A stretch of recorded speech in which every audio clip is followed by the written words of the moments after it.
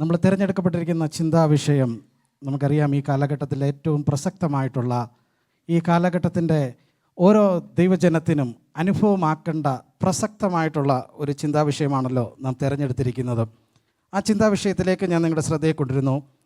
നമുക്കെല്ലാവർക്കും ചേർന്ന് ഒന്ന് വായിക്കാമോ? എന്നോടൊപ്പം ചേർന്ന് സെക്രിയ പ്രവചനം 4-ാം അധ്യായം അതിൻ്റെ 6-ാം വാക്യത്തിലേക്ക് ഞാൻ നിങ്ങളുടെ ശ്രദ്ധയെ കൊണ്ടിരുന്നു. ഒന്ന് വായിക്കാമോ? അവൻ എന്നോട് ഉത്തരം പറഞ്ഞത് എന്തെന്നാൽ, സെരുബാബേലിനോടുള്ള യഹോവയുടെ അരുളപ്പാട് ആവിത്, സൈന്യത്താലല്ല ശക്തിയാലുമല്ല എൻ്റെ ആത്മാവിനാൽ അത്രയെന്ന് സൈന്യങ്ങളുടെ യഹോവ അരുളി ചെയ്യുന്നു.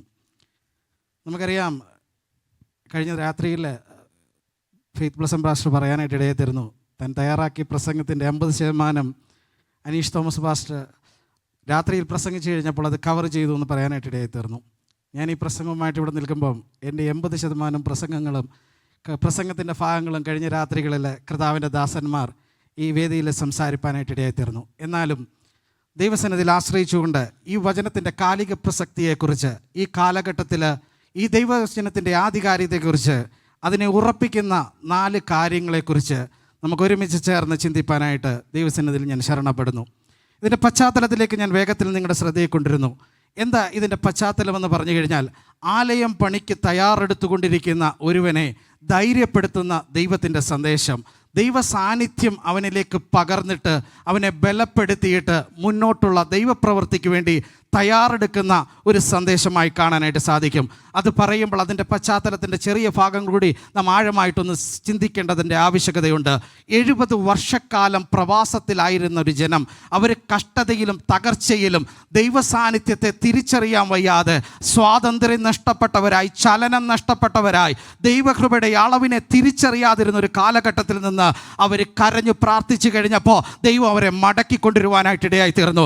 സങ്കീർത്തനം 137 1-ാം വാക്യത്തിനകത്ത് കാണുന്നുണ്ട്, ബാബേലിൻ്റെ തീരത്തിരുന്നവർ സിയോനെ ഓർത്ത് കരഞ്ഞു കഴിഞ്ഞപ്പോൾ ദൈവം അവരെ മടക്കിക്കൊണ്ടുവന്നു. ഇന്ന് പകലിൽ എത്ര പേർക്ക് അങ്ങനെ ഒരു വിശ്വാസത്തോടെ പറയാനായിട്ട് സാധിക്കും? കഴിഞ്ഞ കാലങ്ങളിൽ ഞാനും നിങ്ങൾ കരഞ്ഞ വിഷയത്തിൻ്റെ മേൽ, പ്രാർത്ഥിച്ച വിഷയങ്ങളുടെ മേൽ ദൈവം മടക്കി നമ്മളെ കൊണ്ടുവന്ന് കഴിഞ്ഞപ്പോൾ അഭിഷേകത്തിൻ്റെ നിറവിൽ നിന്നുകൊണ്ട് എത്ര പേർക്ക് പറയാനായിട്ട് സാധിക്കും, എൻ്റെ മേൽ വ്യക്തിപരമായിട്ട് ഒരു ദൈവപ്രവൃത്തിയുടെ നിയോഗമുള്ളത് കൊണ്ട് ദൈവം എന്നെ മടക്കിക്കൊണ്ടുവന്നെന്ന് എത്ര പേർക്ക് പറയാനായിട്ട് സാധിക്കും?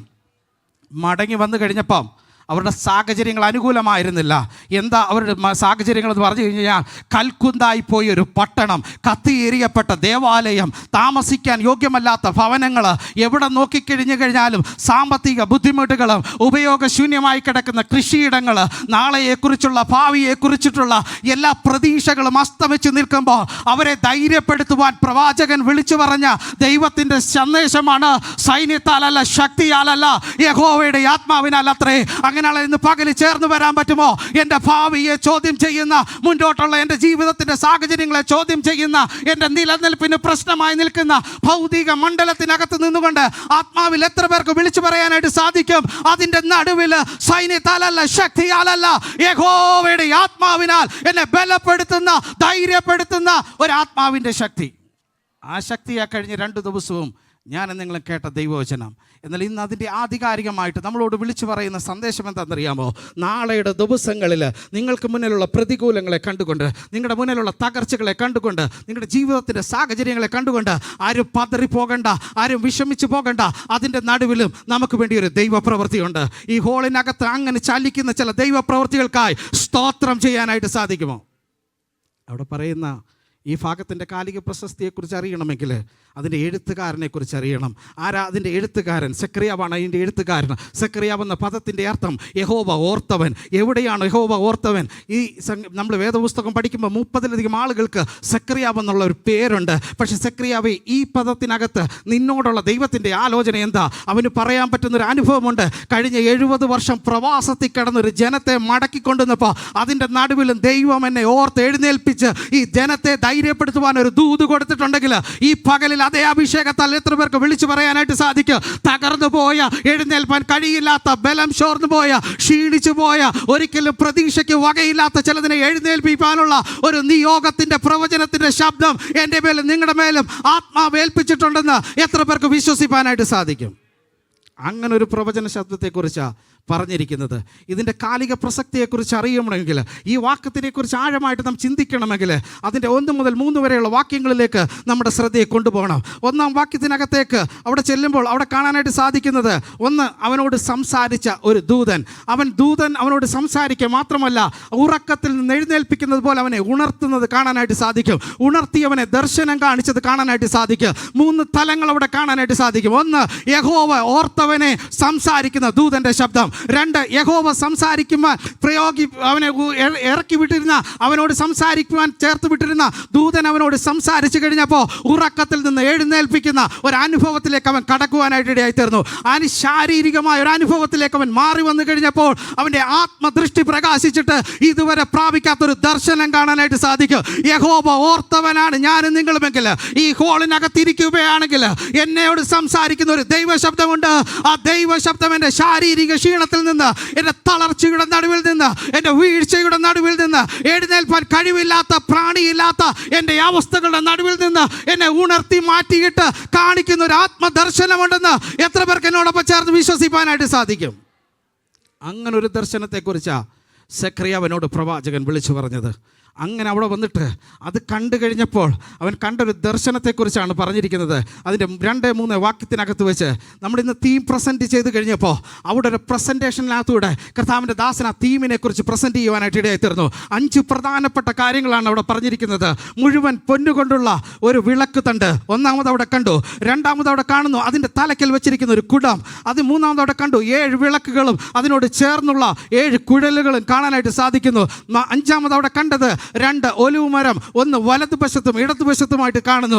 അതെന്താ അതിൻ്റെ ആത്മീക അർത്ഥമെന്ന് പറയുമ്പോൾ ആ പദങ്ങളെല്ലാം ചേർത്ത് ചിന്തിച്ച് നോക്കണം. ഒന്ന്, മുഴുവൻ പൊന്നുകൊണ്ടുള്ള ഒരു വിളക്ക് തണ്ടിനെ കുറിച്ച് കാണാനായിട്ട് ഇടയായിത്തീർന്നു. എന്താ അങ്ങനെ പറയുമ്പോൾ അത് ദൈവസഭയോട് പറയുകയാണ്. മടങ്ങി വന്ന യഹൂദന്മാരെ ചേർത്ത് നിർത്തിക്കൊണ്ട് പറയുകയാണ്, അവർ യഹോവയ്ക്ക് വിലയുള്ളതാണ്. ഡ്യൂപ്ലിക്കേറ്റുള്ള ഒത്തിരിയുണ്ട്, ജാതികീയരായിട്ടുള്ള ഒത്തിരിയുണ്ട്. അതിൻ്റെ നടുവിൽ നിന്നും വിലയേറിയ ഒന്നിനെ തിരഞ്ഞെടുത്തിട്ട് ദൈവം ചേർത്ത് നിർത്തിയിട്ടുണ്ടെങ്കിൽ എത്ര പേർക്ക് ഈ പകലി കർത്താവിനെ സ്തുതിപ്പാനായിട്ട് സാധിക്കും?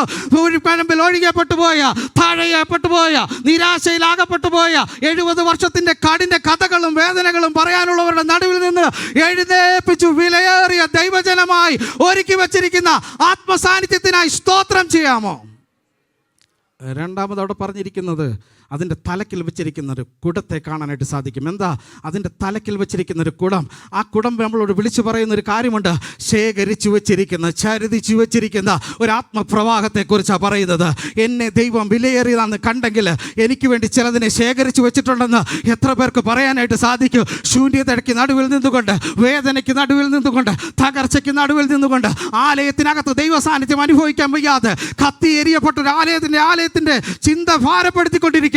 അവരോട് ആത്മാവ് വിളിച്ചു പറയുക, നിനക്ക് വേണ്ടി ശേഖരിച്ചു വെച്ചത് ചിലതിന് ദൈവസന്നിധിയിലുണ്ട്. അങ്ങനെയാണെങ്കിൽ ഈ കോൺഫറൻസിനകത്ത് വെച്ച് ആത്മാവ് ഞാൻ വിളിച്ചു പറയുന്നു, എനിക്ക് വേണ്ടി ശേഖരിച്ചു വെച്ച ചിലതിനു വേണ്ടി ഇത് എത്ര പേർക്ക് പ്രാർത്ഥിപ്പാനായിട്ട് സാധിക്കും? കർത്താവേ, ദൈവനിയോഗത്തിനായി സ്തോത്രം പറയാൻ പറ്റുമോ? അവിടെ പറഞ്ഞിരിക്കുന്ന 3ാമത്തെ കാര്യം 7 വിളക്കുകൾ, അതിനോട് ചേർന്നുള്ള കുഴലുകൾ. എന്താ വിളക്കിൻ്റെ പ്രത്യേകത? അത് പ്രകാശം പരത്താനായിട്ടുള്ളതാണ്. പ്രകാശം പരട്ടുന്ന ചിലതിൻ്റെ മേൽ ഒഴിക്കപ്പെടുന്ന ചില ദൈവത്തിൻ്റെ നിയോഗങ്ങൾ, ദൈവത്തിൻ്റെ പദ്ധതികൾക്ക് വേണ്ടി ദൈവം ചില പ്രകാശിപ്പിച്ചെടുക്കേണ്ട ദിവസങ്ങളാണെന്ന് എത്ര പേരത് വിശ്വസിക്കുന്നു? എൻ്റെ മേലുള്ള ആത്മനിയോഗത്തിൽ ഞാൻ എഴുന്നേറ്റ് കഴിയുമ്പോൾ അത് ചിലർക്ക് പ്രകാശമാകുമെന്ന് എത്ര പേരത് വിശ്വസിക്കുന്നു? അങ്ങനെയുള്ള 7 വിളക്കിനെ കുറിച്ച് അവിടെ പറഞ്ഞിരിക്കുന്നു. അതിനോട് ചേർന്നിട്ടുള്ള 7 കുഴലുകളെ കാണാനായിട്ട് സാധിക്കുന്നു. പകർച്ച നിന്നു പോകാത്ത, ശേഖരിച്ചു വെച്ചിട്ടുള്ള ആ ദൈവ സാന്നിധ്യത്തെ വിട്ടുമാറാത്ത, ഒരു പകർച്ചയെന്ന് തുടർന്നുകൊണ്ടിരിക്കുന്ന ഒരു ആത്മസാന്നിധ്യത്തെക്കുറിച്ച് അവിടെ പറഞ്ഞിരിക്കുന്നു. അതിൻ്റെ അവസാന ഭാഗത്തേക്ക് വരുമ്പം അതിനകത്ത് പറയുന്ന 3ാം വാക്യത്തിൻ്റെ അവസാനം പറയുന്നത് ഇടത്തും വലതുമായിട്ടുള്ള 2 ഒലിവ് മരങ്ങളെക്കുറിച്ച് പറയുന്നു. എന്താ അത് പ്രതിദാനം ചെയ്യുന്നത്? രാവിലെ കർത്താവിൻ്റെ ദാസം വിളിച്ചു പറഞ്ഞല്ലോ, 2 ശുശ്രൂഷകളെക്കുറിച്ചാണ് പറയുന്നത്. ഒരുവൻ പുരോഹിത ശുശ്രൂഷയുമായി എഴുന്നേൽക്കുമ്പോൾ ആലയത്തിനകത്ത് ദൈവ സാന്നിധ്യം വരും. വേറൊരുവൻ അവൻ അവിടെ നിന്നുകൊണ്ട് ആലയം പണിതെടുക്കുമ്പോൾ അതിനകത്ത് ആരാധിപ്പാൻ ജനത്തെ കൂട്ടിവരുത്തുവാനായിട്ട് ഇടയായിത്തീരും. ഒരുവൻ പുരോഹിത ശുശ്രൂഷ ചെയ്യുമ്പോൾ ജനത്തിനും ദൈവത്തിനും മധ്യം നിന്നുകൊണ്ട് ആത്മാവി ദൈവ സാന്നിധ്യത്തെ വിളിച്ചറിയിക്കുമ്പോൾ ചിലരെ ദേവാലയത്തിൻ്റെ പണിക്ക് വേണ്ടി ചിലരെ കൊണ്ടുപോകാനായിട്ട് ഇടയായിത്തീരും. അങ്ങനെയാണെങ്കിൽ ഇതൊന്ന് ചേർന്ന് ചിന്തിച്ചു നോക്കിക്കേ. എവിടാണ് നമ്മൾ വിലയേറിയതെന്ന് പറയുന്നത്? പൂർണ്ണമായിട്ട് വിലയേറിയതായിട്ടുള്ള ഞാനെ നിങ്ങളെയും എന്തിനാ ദൈവം ഈ ദർശനം കണ്ടിട്ട് ഈ കോൺഫറൻസിലേക്ക് കൊണ്ടുവന്നതെന്ന് ചിന്തിച്ച് നോക്കാമോ? തങ്കച്ചോര കൊണ്ട് വീണ്ടെടുത്തതായതുകൊണ്ടല്ലേ ഞാനും നിങ്ങൾ വിലയേറിയതെന്ന് പറയുന്നത്. എന്തുകൊണ്ടാണ് കാൽവറി ക്രൂശിലെ യാഗം നമ്മളോട് വിളിച്ചു പറയുന്നത്? ഒരുവൻ ഭൂമിക്കും സ്വർഗത്തിനും മധ്യേ കാൽവറി ക്രൂശ് യാഗമായതുകൊണ്ട് അവസാനത്തുള്ളി ചോരയും എനിക്ക് വേണ്ടി തന്നതുകൊണ്ടല്ലേ ഈ പകൽ എനിക്ക് നിങ്ങൾക്കും പറയാൻ പറ്റുന്നത് ഞാനൊരു വിലയേറിയ ദൈവ പൈതലാണ്. മറ്റുള്ളവരെക്കാട്ടിൽ എന്താ വ്യത്യസ്തത എന്ന് പറഞ്ഞു കഴിഞ്ഞാൽ എൻ്റെ മേൽ ഒരു ആത്മസാന്നിധ്യം ഉള്ളത് കൊണ്ടാണ് ഞാൻ വ്യത്യസ്തനാകുന്നത്. അതെൻ്റെ ജീവിതത്തിനകത്തെ മൂല്യം നിർണ്ണയിക്കുന്നത് അതായിരുന്നു. പദവികൾ കൊണ്ടോ സ്ഥാനം കൊണ്ടോ മാനം കൊണ്ടോ അഭിഷേകം കൊണ്ടോ കൃപ കൊണ്ടോ ഒരിക്കലും ഈ ഹോളിനകത്ത് കയറുവാൻ പോലും യോഗ്യതയില്ലാത്ത എന്നെ തങ്കച്ചോര കൊണ്ട് യേശു വീണ്ടെടുത്തിട്ടുണ്ടെങ്കിൽ ആത്മനിയോഗത്താൽ എനിക്ക് വിളിച്ചു പറയാൻ പറ്റും ഞാനൊരു മൂല്യമുള്ളതാണ്, ദൈവസഭയ്ക്ക് മൂല്യമുള്ളതാണ്, ദൈവരാജ്യത്തിന് മൂല്യമുള്ളതാണ്, അഭിഷേകത്തിൽ നിലനിൽക്കുന്നതാണെന്ന് പറയാനായിട്ട് സാധിക്കണം. അങ്ങനെ എത്ര പേർക്ക് പറയാനായിട്ട് സാധിക്കും? ദൈവത്തിൻ്റെ ഉദ്ദേശം എന്താ നിന്നെ കൊണ്ടുള്ളത്? അതിനകത്ത് എന്നും സ്ഥിരമായി നിൽക്കുന്ന ഒരു കുടത്തെ കാണാനായിട്ട് സാധിക്കുന്നു. ശേഖരിച്ചു വെച്ച ചിലത് ദൈവസന്നിധിയിലുണ്ട്, പകർച്ച നിന്നു പോകാത്ത, ഇന്ന് ദൈവസാന്നിധ്യം അനുഭവിച്ചു കൊണ്ടിരിക്കുന്ന, ഇതുവരെയും ഒഴുക്ക് നിന്നിട്ടില്ലാത്ത, എനിക്ക് വേണ്ടി എടുക്കുമ്പോൾ ഞാൻ ആത്മസാന്നിധ്യത്തിൽ നിലനിൽക്കുമ്പോൾ അതിൻ്റെ തുടർച്ചയായിട്ട് ഓരോ ദിവസവും എൻ്റെ മേൽ വ്യാപരിച്ചു കൊണ്ടിരിക്കുന്ന ദൈവകൃപയ്ക്ക് സ്തോത്രം ചെയ്തുകൊണ്ട് എത്ര പേർക്ക് ഇവിടെ നിൽക്കാൻ പറ്റുമോ? നിന്നു പോകാത്ത, അളവില്ലാത്ത, എന്നും സ്ഥിരമായി നിൽക്കുന്ന ഒരു അഭിഷേകത്തിൻ്റെ ശക്തി എൻ്റെ മേലും നിങ്ങളുടെ മേലും ആത്മാവ് തന്നിട്ടുണ്ടെന്ന് എത്ര പേർക്ക് വിളിച്ചു പറയാനായിട്ട് സാധിക്കും? അതിൻ്റെ ഉദ്ദേശം എന്താണ്? അത് കത്തിജ്വലിക്കണം, പ്രകാശമാകണം. എനിക്ക് പ്രകാശമാകണം, മറ്റുള്ളവർക്ക് പ്രകാശമാകണം, ലോകത്തിന് പ്രകാശമാകണം, ദൈവപ്രവർത്തനത്തിന് അത് കാരണമായി തീരണം. അത് നിന്നു പോകാതെ കത്തിജ്വലിക്കുന്ന ആത്മസാന്നിധ്യത്തെക്കുറിച്ച് കാണുന്നു, അഭിഷേകത്തെക്കുറിച്ച് കാണുന്നു, ആത്മാവിൻ്റെ ഫലങ്ങളെക്കുറിച്ച് കാണുന്നു, ദൈവത്തിൻ്റെ സാന്നിധ്യത്തെക്കുറിച്ച് പറയുന്നു. അങ്ങനെയാണെങ്കിൽ അത്ഭുതങ്ങളും അടയാളങ്ങളും വീര്യപ്രവർത്തികൾ കൊണ്ട് ഈ ഹോളിനകത്ത് അത് വ്യാപരിക്കുമെന്ന് എത്ര പേരിന്ന് പകല് വിശ്വസിക്കുന്നു? ഈ കോൺഫറൻസ് അതിനു വേണ്ടിയിട്ടാണ് കർത്താവിൻ്റെ ദാസന്മാർ ഇവിടെ സംഘടിപ്പിച്ചു വെച്ചിരിക്കുന്നത്. അഭിഷേകത്തിന്റെ ശക്തിയാൽ ചിലത് പ്രകാശിക്കണം, നിയോഗമുള്ള ചിലത് പുറത്തു വരണം, ആത്മസാന്നിധ്യമുള്ളവരുടെ മേൽ അഭിഷേകത്തിന് നിറവ് വ്യാപരിക്കണം. അങ്ങനെയാണെങ്കിൽ ആത്മാവ് ഞാനത് വിശ്വസിക്കുന്നു, എൻ്റെ മേലും അങ്ങനെ ഒരു അഭിഷേകമുണ്ടെന്ന് എത്ര പേർക്ക് ഇനി പകല് പറയാനായിട്ട് സാധിക്കും? അവിടെ കൊണ്ട് തീർന്നില്ല. അവിടെ പറഞ്ഞിരിക്കുന്നത് 2 ഒലിവ് മരങ്ങൾ. അതെന്തിനാ കാണിക്കുന്നത്? ഞാൻ ആദ്യമേ പ്രാരംഭത്തിൽ പറഞ്ഞു കഴിഞ്ഞല്ലോ. അവിടെ ശുശ്രൂഷ ചെയ്യുന്ന ചിലരുടെ മേലുള്ള നിയോഗത്തെ കാണിക്കുകയാണ്. 2 പേരെ 2 തരത്തിലേക്ക് നിയോഗത്തിന് വേണ്ടി തിരിച്ചു. ഒരുവനെ ശുശ്രൂഷയ്ക്ക് വേണ്ടി, ഒരുവനെ പണിയാനായിട്ട് വേണ്ടി. അങ്ങനെയാണെങ്കിൽ എൻ്റെ മേലുള്ള നിയോഗമല്ല നിങ്ങളുടെ മേലുള്ള നിയോഗം. നിങ്ങളുടെ നിയോഗം എന്താണെന്ന് ഇന്ന് പകരം നിങ്ങൾക്ക് തിരിച്ചറിയാനായിട്ട് സാധിക്കുമ്പോൾ എന്നും വന്ന് പ്രാർത്ഥിച്ചിട്ട് ആരാധിച്ചിട്ട് കടന്നു പോകുന്ന ഒരു നിയോഗമാണോ? ദൈവപ്രവൃത്തിക്ക് വേണ്ടി, ദൈവരാജ്യത്തിന് വേണ്ടി പണിയുന്ന, ശുശ്രൂഷയ്ക്ക് വേണ്ടി നിയോഗം പ്രാപിച്ച, ദൈവരാജ്യത്തിന് വേണ്ടി ഇറങ്ങിത്തിരിക്കുവാനായിട്ട് ചെയ്തെടുക്കുവാനുള്ള ശുശ്രൂഷ എന്താണെന്ന് തിരിച്ചറിഞ്ഞുകൊണ്ട് അതിനുവേണ്ടി പ്രവർത്തിപ്പാൻ സജ്ജമാകുന്ന ഒരു ആത്മസാന്നിധ്യത്തെയാണോ ഇന്ന് പകൽ ഞാൻ നിങ്ങൾ പ്രാപിക്കുന്നതെന്ന് എത്ര പേർക്ക് വിശ്വസിപ്പാനായിട്ട് സാധിക്കും? പരിശുദ്ധാത്മാവ് ഈ പകലി നമ്മളോട് വിളിച്ച് ചോദിക്കുന്ന ചോദ്യത്തിൻ്റെ മുന്നിൽ എത്ര പേർക്ക് അങ്ങനെ ഇന്ന് പകലിൽ ആത്മസാന്നിധ്യത്തിലേക്ക് അടുത്തു വരാനായിട്ട് സാധിക്കുമോ? ഞാൻ ചോദിച്ചല്ലോ, ഇതിൻ്റെ കാലിക പ്രസക്തി എന്താണ്? ഈ വാക്യം നമ്മൾ വായിച്ച് ഇവിടം വരെ പറഞ്ഞു വന്നത് അതിൻ്റെ മുഖവരകളും കണ്ട ദർശനവുമാണല്ലോ. എന്താ ഇതിൻ്റെ കാലിക പ്രസക്തി? അതിൻ്റെ 4-ാം വാക്യത്തിൻ്റെ 6-ാം വാക്യത്തിലേക്ക് ഞാൻ നിങ്ങളുടെ 4-ാം അധ്യായം 6-ാം വാക്യത്തിനകത്തേക്ക് കടന്നു വരുമ്പോൾ അവിടെ കാണുന്നു, അവിടെ പറയുന്നു സൈന്യത്താലല്ല, ശക്തിയാലല്ല, ദൈവത്തിൻ്റെ ആത്മാവിനാൽ അത്രേ. എന്താ അത് നമ്മളോട് വിളിച്ചു പറയുന്നത്? ഉറവിടം, ആത്മാവിൻ്റെ ഉറവിടമെന്ന് പറയുന്നത് ഒരു സൈന്യത്തിലല്ല, ശക്തിയിലല്ല, അത് ആത്മാവിലാണെന്ന് എത്ര പേർക്ക് വിളിച്ചു പറയാനായിട്ട് സാധിക്കും? ഇന്ന് ലോകത്തിൽ കാണുന്ന ഒരു ശക്തിയിലും ഒരു കഴിവിലുമല്ല ആത്മാവ് മറഞ്ഞിരിക്കുന്നത്. എൻ്റെ മേൽ പ്രവഹിക്കുന്ന, നിങ്ങളുടെ മേൽ പ്രവഹിക്കുന്ന, വ്യാപരിക്കുന്ന ആത്മസാന്നിധ്യമാണ്. അത് ദൈവത്തിൽ നിന്ന് പുറപ്പെടുന്നതാണെന്ന് എത്ര പേർക്ക് വിശ്വസിപ്പാനായിട്ട് സാധിക്കും? അവിടെ പറയുന്നൊരു കാര്യം വിളിച്ചു പറയുന്നത് അതൊന്ന് നിർത്തി ചിന്തിച്ചിട്ട് പോകാം. അവിടെ പറയുന്നു സൈന്യത്താലല്ല. എന്താ സൈന്യത്തിൻ്റെ പ്രത്യേകത? ട്രെയിൻ ചെയ്തിട്ടുള്ള, ആളുബലം കൂടുതലുള്ള, ആയുധം ധരിച്ചുകൊണ്ടിരിക്കുന്ന, പവർഫുള്ളായിട്ടുള്ള, അധികാരമുള്ള ഒരാൾ കമാൻഡ് ചെയ്യുമ്പോൾ അതിനെ ഫോളോ ചെയ്യാൻ പറ്റുന്ന ഒരു കൂട്ടം ആളുകളെ കുറിച്ചല്ലേ ഒരു ആർമി എന്ന് പറയുന്നത്. ഒരു രാജ്യത്തിന് ഒരു ആർമി ഉണ്ടാകാം, ഒരു ടെറിട്ടറിക്ക് ഒരു ആർമി ഉണ്ടാകാം, ഓരോ ഏരിയ ബേസിസിനകത്ത് ട്രെയിൻഡ് ആയിട്ടുള്ള ഒരു കൂട്ടം ആളുകൾ ഉണ്ടായിരിക്കാം. പക്ഷേ അവിടെ വിളിച്ചു പറയുന്നു ട്രെയിൻഡ് ആയിട്ടുള്ള ഒരുവനെയല്ല ആവശ്യം, എനിക്ക് വേണ്ടി പ്രവർത്തിക്കുന്ന ആത്മസാന്നിധ്യമുള്ള ഒരുവനെ ആവശ്യമെന്ന് പറയുന്നു. ഒന്നുകൂടെ ചേർന്ന് പറഞ്ഞു കഴിഞ്ഞാൽ, എൻ്റെ നാട്ടിൽ എൻ്റെ കൂടെ പഠിച്ച ഒരുവൻ, അവൻ പട്ടാളത്തിൽ ചേരാനായിട്ട് ഇടയിൽ തീർന്നു. അവൻ ആർമിയിൽ പോയിട്ട് ഇടയ്ക്ക് വെക്കേഷന് വരുമ്പോൾ എന്നോട് പറയുന്നൊരു കാര്യമുണ്ട്, ഞാനിവിടെ ഉള്ളത് കൊണ്ട് നീയൊക്കെ സ്വസ്ഥമായിട്ടിരിക്കുന്നു. ഞാൻ ആർമിയിൽ ചെന്നിട്ട് ബോർഡറിൽ നിൽക്കുന്നത് കൊണ്ട് നീ സ്വസ്ഥമായിട്ട് കിടന്നുറങ്ങുന്നു. ഒരുവന് വേണ്ടി മറ്റൊരുവൻ പ്രവർത്തിക്കുമ്പോഴാണ് അതിനെ ആർമി എന്ന് പറയുന്നത്. ഇവിടെ ആത്മാവിനോട് വിളിച്ചു പറഞ്ഞു, ഒരുവന് വേണ്ടി മറ്റൊരുവൻ പ്രവർത്തിക്കുകയല്ല, നിന്റെ മേൽ പറഞ്ഞിട്ടുള്ള അഭിഷേകത്തിൻ്റെ ശക്തി ഉണ്ടോ അത് മറ്റൊരുവനിൽ കൂടി പ്രവർത്തിക്കുന്നത്. എന്തെങ്കിലും കണ്ടിട്ട് കേട്ടിട്ട് അതിനനുസരിച്ച് തലയും കുലുക്കി ഹല്ലേലൂയ പറഞ്ഞിട്ട് പോകാനല്ല. ആത്മസാന്നിധ്യം എൻ്റെ മേൽ കടന്നു വരുമ്പോൾ എന്നോടുള്ള നിയോഗത്തിനനുസരിച്ചുകൊണ്ട് ആലയം പണിക്ക് വേണ്ടി ചിലതിനെ ചെയ്യുവാൻ ആത്മാവിൻ്റെ മേൽ തന്നിട്ടുള്ള ദൈവകൃപയാണെന്ന് ഈ പകലിൽ എത്ര പേർക്ക് വിശ്വസിപ്പാനായിട്ട് സാധിക്കും? ഒന്നുകൂടി ചേർന്ന് ചിന്തിച്ച് നോക്കിക്കേ. മറ്റൊരുത്തൻ്റെ ശുശ്രൂഷ കണ്ടിട്ട് അതിനകത്ത് ചേർന്ന് പോകാനല്ല ആത്മാവ് നമ്മളോട് വിളിച്ചു പറയുന്നത്. മറ്റൊരുവൻ്റെ ആലോചന കേട്ടിട്ട് അതിനകത്ത് ഓക്കെ പറഞ്ഞിട്ട് പോകാനല്ല. നിന്റെ മേലുള്ള നിയോഗം എന്താണോ അത് തിരിച്ചറിഞ്ഞുകൊണ്ട് അഭിഷേകത്തിൻ്റെ ശക്തിയാൽ ചിലത് ചെയ്തെടുക്കാനുള്ള ആത്മസാന്നിധ്യത്തെക്കുറിച്ചാണ് ഈ പകൽ ഞാൻ നിങ്ങൾ ചിന്തിക്കേണ്ടത്. രണ്ടവനോട് പറഞ്ഞത് നിൻ്റെ കഴിവിലല്ല. എന്താ സെരുബാബേലിൻ്റെ പ്രത്യേകതകൾ? സെരുബാബേലിൽ 1 ദിനവൃത്താന്ത പുസ്തകം 3-ാം അധ്യായം അതിൻ്റെ 17 മുതൽ 19 വരെയുള്ള വാക്യങ്ങൾ വായിക്കുമ്പോൾ സെരുബാബേൽ ആരാണെന്ന് നമുക്ക് കാണാനായിട്ട് സാധിക്കുന്നുണ്ട്. ദാവീദിൻ്റെ രാജകുടുംബത്തിൽപ്പെട്ട ഒരു രാജകീയ കുടുംബത്തിൻ്റെ രാജാവിൻ്റെ കുടുംബത്തിൽ പറഞ്ഞ ഒരു അംഗമായിട്ട് സെരുബാബേലിനെ കാണാനായിട്ട് സാധിക്കുന്നു. സെരുബാബേലിനോട് ആത്മാവ് വിളിച്ചു പറഞ്ഞത് എന്താണെന്നറിയാമോ? നിൻ്റെ ഹെറിഡിറ്റി ഒരു പ്രശ്നമല്ല, പാരമ്പര്യം പറഞ്ഞുകൊണ്ട് രാജകുടുംബത്തിൻ്റെ ഓഹരിക്കാരനാണെന്ന് നീ പറഞ്ഞുകൊണ്ട് അഭിഷേകത്തിൻ്റെ ശക്തിക്ക് പ്രസക്തി എന്ന് ചിന്തിക്കുന്ന ആരെങ്കിലും ഉണ്ടെങ്കിൽ അവരോട് ആത്മാവ് വിളിച്ചു പറയുന്നു, നിന്റെ എക്സ്പീരിയൻസ് അല്ല, നിന്റെ എഡ്യൂക്കേഷൻ അല്ല, നിന്റെ മേലുള്ള കഴിവല്ല, നിന്റെ മേലുള്ള അപ്പോയിൻമെന്റ് അല്ല, നിനക്ക് വേണ്ടി ദൈവം പറയുന്നത് അതിൽ വ്യത്യസ്തമായ ഒരു അനുഭവത്തിലേക്ക് നിന്നെ നയിക്കുന്ന ഒരു ആത്മസാന്നിധ്യത്തെ കുറിച്ചാണ് പറയുന്നത്. കോരസിൽ നിന്ന് അവൻ്റെ കയ്യിൽ ഒരു അപ്പോയിൻമെൻറ്റ് കിട്ടിയിട്ടുണ്ട്. എന്താണെന്നറിയാമോ? യഹൂദ ജനത്തിൻ്റെ ഗവർണറായിട്ട് ഭരിക്കുവാനുള്ള ഒരു അപ്പോയിൻമെൻറ്റ്. ഞാനിച്ചൂടെ ചേർന്ന് ചിന്തിച്ചിട്ട് പറയുകയാണ്, ആലയം പണിയാനുള്ള ഒരു പ്രോജക്റ്റ് മാനേജറായിട്ടുള്ള ഒരു അഭിഷേകവും അവൻ്റെ മേൽ കിട്ടിയിട്ടുണ്ടായിരിക്കാം. പക്ഷേ ഇവിടെ ദൈവദാസം വിളിച്ചു പറഞ്ഞൊരു കാര്യമുണ്ട്, നിൻ്റെ മേലുള്ള ഒരൊറ്റ കഴിവല്ല, നിൻ്റെ ഹെറിഡിറ്റി അല്ല, നിൻ്റെ പാരമ്പര്യമല്ല. ഞാൻ ഒറ്റക്കാരൻ ദൈവജനത്തോട് ആത്മാവി ചോദിക്കുന്നു, 70 വർഷം നമ്മളൊരു സഭയിൽ പോയിരുന്ന് ആരാധിച്ചു കഴിഞ്ഞാൽ, 50 വർഷം നമ്മളൊരു സഭയിൽ പോയിരുന്ന് ആരാധിച്ചു കഴിഞ്ഞാൽ, 50 വർഷത്തെ തഴക്കവും പഴക്കവും എനിക്കുണ്ട്. ഞാൻ വിളിച്ചു പറയുന്നല്ലോ, ഞാനൊരു 40 വർഷത്തെ പഴക്കവും തഴക്കവും എനിക്കുണ്ടെങ്കിൽ സ്വർഗത്തിൽ പോകാൻ പറ്റാത്തൊരു ഹെറിഡിറ്റിയാണ് എനിക്കുള്ളതെങ്കിൽ എത്ര പേരത് വിശ്വസിക്കുന്നു? ആത്മാവിൽ അത് എത്ര പേര് ചിന്തിക്കുന്നു? അങ്ങനെ ഒരു അഭിഷേകത്തെ കുറിച്ചല്ല പറയുന്നത്, അതിനപ്പുറമായ ഒരു ആത്മസാന്നിധ്യം പ്രാപിച്ചിട്ട് ദൈവകൃപ എൻ്റെ മേൽ നിഴലിട്ട് വരുമ്പോൾ അതിനനുസരിച്ചുകൊണ്ട് ആത്മസാന്നിധ്യത്തിന് വേണ്ടി ഇറങ്ങിത്തിരിക്കുന്ന ചിലരെയാണ് ആവശ്യം.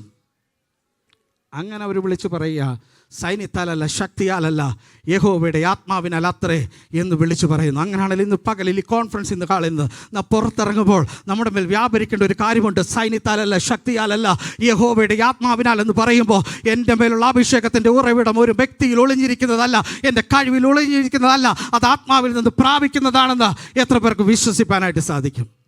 രണ്ടാമത് അവനോട് പറഞ്ഞ കാര്യം 4-ാം അധ്യായം 7-ാം വാക്യത്തിനകത്തേക്ക് വരുന്നു.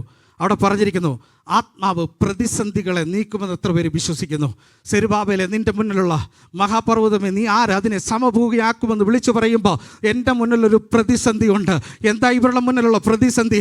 ആലയം ഇതുവരെ പണിഞ്ഞിട്ടില്ല, അകത്തുനിന്ന് പുറത്തുനിന്ന് എതിർപ്പ് വരുന്നു, ആലയത്തെ ചുറ്റിപ്പറ്റിയിട്ടുള്ള ഒത്തിരി കഥകൾ കേൾക്കുന്നു, അവിടെ നിരുത്സാഹപ്പെടുത്തുന്ന ഒത്തിരി കാര്യങ്ങൾ സംഭവിക്കുന്നുണ്ട്, അവിടുന്ന് ഇപ്പം മനസ്സിനെ മടുപ്പിക്കുന്ന ഒത്തിരി കാര്യങ്ങളുണ്ട്. കഴിഞ്ഞ രാത്രികളിലൊക്കെ ദൈവത്തിൻ്റെ ദാസന്മാർ അതിനെക്കുറിച്ച് ശക്തമായിട്ട് വിളിച്ചു പറഞ്ഞല്ലോ. അവിടോട് ഇന്ന് പകലിൽ എത്ര പേർക്കത് പറയാൻ പറ്റും? നിയോഗം പ്രാപിച്ച, അഭിഷേകം പ്രാപിച്ച എൻ്റെ മേലൊരു ദൈവ സാന്നിധ്യമുണ്ടെങ്കിൽ, എന്നെ ഒരു ശുശ്രൂഷയ്ക്ക് ദൈവം വിളിച്ചിട്ടുണ്ടെങ്കിൽ, ഞാനൊരു സഭയിൽ പോയി ആരാധിക്കുമ്പോൾ എൻ്റെ ജീവിതത്തിനകത്ത് പിശാചൊരു ഭൗതിക മണ്ഡലത്തിനകത്ത്, ആത്മീക മണ്ഡലത്തിനകത്ത്, ശാരീരിക മണ്ഡലത്തിനകത്ത് എൻ്റെ മുന്നോട്ട് പോകാതെ വണ്ണം എൻ്റെ ജീവിതത്തിനകത്തൊരു തടസ്സത്തെ സൃഷ്ടിച്ചിട്ടുണ്ടെങ്കിൽ, ആത്മാവിൽ എത്ര പേർക്കത് പറയാനായിട്ട് പറ്റും? എൻ്റെ മേൽ പകർന്നിട്ടുള്ള അഭിഷേകം അതെൻ്റെ മേൽ വ്യാപരിച്ച് കഴിയുമ്പോൾ എൻ്റെ മുന്നിലുള്ള തടസ്സങ്ങളെ മാറ്റിയിട്ട് അതിനെ സമഭൂമിയാക്കിയിട്ട് എനിക്ക് വേണ്ടി വഴികളെ തുറക്കുമെന്ന് എത്ര പേർക്ക് ആത്മാവ് വിശ്വസിപ്പാനായിട്ട് സാധിക്കും? പരിശുദ്ധാത്മാവ് അങ്ങനെ ഒരു ശുശ്രൂഷയെക്കുറിച്ച് അവിടെ പറഞ്ഞിരിക്കുന്നത്. ഈ കാലഘട്ടത്തിനകത്ത് ഞാൻ തകർന്നു പോകുന്നത്, ഈ കാലഘട്ടത്തിനകത്ത് ഞാൻ വേദനിച്ചു പോകുന്നത്, ഈ കാലഘട്ടത്തിനകത്ത് ഞാൻ ഭാരപ്പെടുന്നത്, എൻ്റെ ആത്മീകത്തെ പിടിച്ചുലയ്ക്കുന്നത് എന്താണെന്നറിയാമോ? എൻ്റെ മുന്നിലുള്ള തടസ്സങ്ങളാണ്, എൻ്റെ ജീവിതത്തിൻ്റെ തടസ്സങ്ങളാണ്, എൻ്റെ ജീവിതത്തിനകത്തുള്ള ശാരീരിക ബുദ്ധിമുട്ടുകളാണ്, എൻ്റെ ജീവിതത്തിനകത്തുള്ള ഭൗതിക മേഖലകളിലെ തകർച്ചകളാണ്. എന്നെ ബ്രോക്കൺ ആക്കുന്ന എല്ലാ പൈശാചിക മണ്ഡലത്തിൻ്റെ മേലെ നിന്നുകൊണ്ട് അവിടെ വിളിച്ചു പറയാ, കാലിക പ്രസക്തിയോടെ ഞാൻ വിളിച്ചു പറയുന്നു, ഈ കാലഘട്ടത്തിലും അഭിഷേകത്തിന് ഒരു കുറവും സംഭവിച്ചിട്ടില്ല. ആദിമ നൂറ്റാണ്ടിൽ പ്രവർത്തിച്ച ദൈവശക്തി ഈ ഹോളിനകത്തും പ്രവർത്തിക്കുന്നെന്ന് ആത്മാവിൽ ഞാനത് വിശ്വസിക്കുന്നു. അതെൻ്റെ ശരീരത്തിൽ അനുഭവിക്കുമ്പോൾ, എൻ്റെ ജീവിതത്തിൽ അനുഭവിക്കുമ്പോൾ, എൻ്റെ ശുശ്രൂഷയിൽ അനുഭവിക്കുമ്പോൾ, തകർച്ചയുടെ നടുവിൽ, വേദനയുടെ നടുവിൽ എതിര് നിൽക്കുന്ന പർവ്വതത്തെ വിളിച്ചുകൊണ്ട് ആത്മാവിൽ എത്ര പേർക്ക് വിളിച്ചു പറയാനായിട്ട് സാധിക്കും? അതിനെ സമഭൂമിയാക്കുന്ന ഒരഭിഷേകം എൻ്റെ മേലുണ്ട്. മൂന്നാമത്തെ ചിന്തയിലേക്ക് വേഗത്തിൽ കടന്നു വരട്ടെ. അതിൻ്റെ 9-ാം വാക്യത്തിനകത്ത് അവിടെ പറഞ്ഞു, ആത്മാവ് ആരംഭിച്ചതിനെ ആത്മാവ് പൂർത്തീകരിക്കും. സെരുബ്ബാബേലിനുള്ള ദൈവത്തിൻ്റെ ദൂത, നീ ഇട്ട ആലയത്തിൻ്റെ കല്ലുകൊണ്ട് നീ തുടങ്ങി വെച്ചിട്ടുണ്ടല്ലോ, കുറച്ച് താമസം എടുത്തില്ലേ? 16 വർഷം ഒരു രീതിയിലും അതിൻ്റെ പ്രവൃത്തി നടക്കാത്തൊരു സാഹചര്യം വന്നില്ലേ? ഒന്ന് മാറി പ്രശ്നങ്ങൾ വന്നില്ലേ? മതി എന്ന് പറഞ്ഞില്ലേ? ജീവിതത്തിൽ മുന്നോട്ട് പോകാൻ സാധ്യതകളില്ലെന്ന് പറഞ്ഞില്ലേ? ഇനിയും എൻ്റെ ജീവിതം കൊണ്ട് ഒരു സാധ്യതയില്ലല്ലോ, ഇവിടെ കൊണ്ട് അസ്തമിച്ച മതി എന്ന് പറഞ്ഞ ആ ചില സാഹചര്യങ്ങളുടെ മടുവിൽ ആത്മാവി ദൈവജനത്തോട് ഞാനൊരു ദൂത് കൈമാറുന്നു. ഈ പകല് നിന്റെ മേലൊരു ശുശ്രൂഷയ്ക്ക് വേണ്ടി ആത്മാവ് നിയോഗിച്ചിട്ടുണ്ടെങ്കിൽ, നീ തുടങ്ങി വെച്ച പദ്ധതികളെ പൂർത്തീകരിക്കുന്ന ഒരു അഭിഷേകത്തിന്റെ ശക്തിയും ദൈവത്തിന്റെ ആത്മാവ് നിന്റെ മേൽ പകർന്നിട്ടുണ്ടെന്ന് എത്ര പേരത് വിശ്വസിക്കുന്നു? കാലതാമസം ഉണ്ടായിരിക്കാം, താമസം ഉണ്ടായിരിക്കാം, തടസ്സങ്ങൾ ഉണ്ടായിരിക്കാം, പക്ഷെ തുടങ്ങി വെച്ചതിനെ പൂർത്തീകരിക്കുന്ന ഒരു ദൈവ സാന്നിധ്യമുണ്ട്. ഒന്നുകൂടെ ഞാൻ ചേർന്ന് പറഞ്ഞു കഴിഞ്ഞാൽ, നിന്നെക്കുറിച്ചൊരു ദൈവത്തിന്റെ പദ്ധതി ഉണ്ടെങ്കിൽ നിന്റെ മരണത്തിന് മുന്നേ അത് നിന്റെ കണ്ണുകൊണ്ട് തന്നെ കാണുമെന്ന് എത്ര പേരത് വിശ്വസിക്കുന്നു? നീ ഒരു ശുശ്രൂഷ തുടങ്ങി വെച്ചിട്ടുണ്ടെങ്കിൽ, നിന്റെ മേലൊരു നിയോഗമുണ്ടെങ്കിൽ, നിന്റെ മേലൊരു ആത്മസാന്നിധ്യമുണ്ടെങ്കിൽ, ആത്മസാന്നിധ്യം കൊണ്ട് ഇറങ്ങി തിരിച്ച വഴികളിൽ പാതി വഴിയിൽ ഉപേക്ഷിച്ചു പോകുന്ന ഒരു ദൈവത്തെയല്ല ഞാനും നിങ്ങളും ആരാധിക്കുന്നത്, പൂർത്തീകരണത്തിലേക്ക് കൊണ്ടുവരുന്ന ഒരു ദൈവത്തെ ആരാധിക്കുന്നത്. ആത്മാവി ദൈവജനത്തോട് ഒരു ദൂതൂടെ വിളിച്ചു പറയാം, ഈ രാജ്യത്തേക്ക് നിങ്ങളെ കൊണ്ടുവന്നെങ്കിൽ, ഇരുന്ന് കരയുന്ന ചില ദൈവജനത്തോട് ആത്മാവ് ഞാൻ വിളിച്ചു പറഞ്ഞു, വന്നത് മടുത്തുപോയല്ല കർത്താവേ, വരണ്ടിയില്ലായിരുന്നല്ല കർത്താവേ, ഈ ദേശത്തിൻ്റെ നന്മ അനുഭവിക്കുമെന്ന് വാഗ്ദത്തമുണ്ടല്ലോ, കൈവച്ചു പോയല്ലോ, തുടങ്ങിപ്പോയല്ലോ, ഇനി മടങ്ങിപ്പോകാൻ സാധിക്കത്തില്ലല്ലോ എന്ന് നീ ഞാൻ ഒരു പക്ഷേ കരയുന്നെങ്കിൽ, ആത്മാവ് നിങ്ങളോട് വിളിച്ചു പറയുന്നു, തുടങ്ങി വെച്ചതിനെ പൂർത്തീകരിക്കുന്ന ഒരു ദൈവ സാന്നിധ്യമുണ്ട്. ആത്മമണ്ഡലങ്ങളിൽ അത് അനുഭവിക്കുന്നവർക്കായി സ്തോത്രം ചെയ്യുന്നു. അഭിഷേകത്തിൽ അത് അനുഭവിക്കുന്നവർക്കായി ഞാൻ സ്തോത്രം ചെയ്യുന്നു. ദൈവകൃപയിൽ അത് അനുഭവിക്കുന്നവർക്കായി ഞാൻ സ്തോത്രം ചെയ്യുന്നു. എത്ര പേർക്ക് എന്നോട് ചേർന്ന് ആത്മാവിൽ അത് സ്വീകരിക്കാനായിട്ട് സാധിക്കും? കർത്താവേ, തുടങ്ങി വെച്ച പല പദ്ധതികളും ആ കാലിക പ്രസക്തി കൂടെ ആത്മാവിൽ തുടങ്ങിയത്, ദൈവശബ്ദം കേട്ട് തുടങ്ങിയത്, ദൈവാലോചന കേട്ട് തുടങ്ങിയത്, ആത്മാവ് സംസാരിച്ച് തുടങ്ങിയത് പാതി വഴിക്ക് നിന്നു പോയെങ്കിലും അവരോട് ഉണർത്തിക്കുന്ന ദൈവത്തിൻ്റെ ആലോചനയാണ് നിന്നെ കൊണ്ട് പൂർത്തീകരിക്കുന്ന ഒരു ദൈവത്തിൻ്റെ കൃപ ദൈവജനത്തിൻ്റെ മേലുണ്ട്. 4-ാമത്തെ കാര്യത്തിലേക്ക് വരുമ്പോൾ അതിൻ്റെ 10-ാം വാക്യത്തിനകത്താണ് കാണുന്നത്. അവിടെ പറയുന്നത്, സെരുബ്ബാബേലിൻ്റെ കയ്യിലിരിക്കുന്ന തൂക്കുകെട്ടയെ കാണുന്ന ഒരു യഹോവയെക്കുറിച്ച് കാണാനായിട്ട് സാധിക്കുന്നു. 7 കണ്ണുകൊണ്ട് തൂക്കുകെട്ടയെ കണ്ടുകൊണ്ട് ദൈവത്തിൻ്റെ ആത്മാവ് അവിടെ പറയുന്ന ഒരു പദമാണ്, യഹോവ സന്തോഷിക്കുന്നു. നീ ചെയ്യുന്ന ദൈവരാജ്യത്തിൻ്റെ പ്രവൃത്തിയെ കണ്ട് സന്തോഷിക്കുന്ന ഒരു സ്വർഗമുണ്ടെന്ന് എത്ര പേരത് വിശ്വസിക്കുന്നു? എനിക്കൊരു പക്ഷേ പ്രാർത്ഥിക്കാനേ പറ്റത്തുള്ളൂ, എനിക്കൊരു പക്ഷേ കരയാനേ പറ്റത്തുള്ളൂ, എനിക്കൊരാളെ തണുപ്പിക്കാനേ പറ്റത്തുള്ളൂ, ഒരാശ്വാസ വാക്ക് പറയാനേ പറ്റത്തുള്ളൂ, പക്ഷെ അത് കാണുന്നൊരു സ്വർഗമുണ്ട്. സ്വർഗം നിന്നെ ഓർത്ത് സന്തോഷിക്കണമെങ്കിൽ ഇന്ന് പകലിൽ അഭിഷേകത്തിൻ്റെ നിറവിലേക്ക് ഞാൻ നിങ്ങൾ മടങ്ങി വരണം. എത്ര പേർക്ക് അങ്ങനെ വിശ്വസിക്കുവാനായിട്ട് സാധിക്കും? ഞാൻ ചെയ്യുന്ന പണികളെ കാണുന്നൊരു സ്വർഗമുണ്ട്, എൻ്റെ മേൽ തന്നിട്ടുള്ള നിയോഗത്തെ കാണുന്ന ഒരു സ്വർഗമുണ്ട്. ആ സ്വർഗം സന്തോഷിക്കുന്ന ദിവസമാകണം ഈ കോൺഫറൻസിനൊക്കെ വന്ന് എത്ര പേർക്ക് വിശ്വസിക്കാനായിട്ട് സാധിക്കും? അവിടെ പറഞ്ഞ 4 കാര്യങ്ങളല്ലേ നമ്മുടെ ജീവിതത്തിനകത്ത് ഏറ്റവും ആവശ്യമായിട്ടുള്ളത്? ഒന്ന്, നമ്മുടെ ആത്മാവിൻ്റെ ഉറവിടം ഒരു സൈന്യമല്ല, ഒരു ശക്തിയല്ല, അത് ആത്മാവാണെന്ന് വിശ്വസിക്കണം. 2, എൻ്റെ മുന്നിലുള്ള എതിർപ്പുകളെ നീക്കം ചെയ്യുന്നത് ആത്മാവാണെന്ന് വിശ്വസിപ്പാനായിട്ട് സാധിക്കണം. 3, ആത്മാവ് തുടങ്ങി വെച്ചതിനെ ആത്മാവ് പൂർത്തീകരിക്കുമെന്ന് വിശ്വസിപ്പാനായിട്ട് ഇടയായിത്തരണം. ഞാൻ എന്ത് ദൈവപ്രവർത്തനത്തിന് വേണ്ടി, ദൈവരാജ്യത്തിന് വേണ്ടി ചെയ്താലും അതിനെ കണ്ട് സന്തോഷിക്കുന്നൊരു സ്വർഗമുണ്ടെന്ന് ആത്മാവി ദൈവജനം വിശ്വസിപ്പാനായിട്ട് ഇടയാകണം. ഈ കോൺഫറൻസിനകത്ത് കാലിക പ്രസക്തിയോട് എനിക്ക് വിളിച്ചു പറയാൻ പറ്റുന്ന ദൈവത്തിൻ്റെ സന്ദേശം ഇതാണ്. കോൺഫറൻസിന് വന്നിട്ട് മടങ്ങി പോകുമ്പോൾ നാം പ്രാപിക്കേണ്ട ഒരു അഭിഷേകമുണ്ട്. എന്തെന്നറിയാമോ? അത് സൈന്യത്താലല്ല, ശക്തിയാലല്ല, യഹോവയുടെ ആത്മാവിനാൽ അത്രേ. ഒരു വ്യക്തിക്കല്ല, മറ്റൊരുവനുമല്ല, എൻ്റെ കഴിവിലുമല്ല. ആ പ്രാപിച്ചെടുക്കുന്ന അഭിഷേകത്തിലാണ് എന്നെ മുന്നോട്ടുള്ള ശുശ്രൂഷകളിലേക്ക് നിയോഗിക്കുന്നതെന്ന് ആത്മാവി ദൈവജനം തിരിച്ചറിയുവാനായിട്ട് ഇടയായിത്തീരണം. ഈ വചനങ്ങളാൽ കർത്താവ് നമ്മെ സഹായിക്കുമാറാകട്ടെ.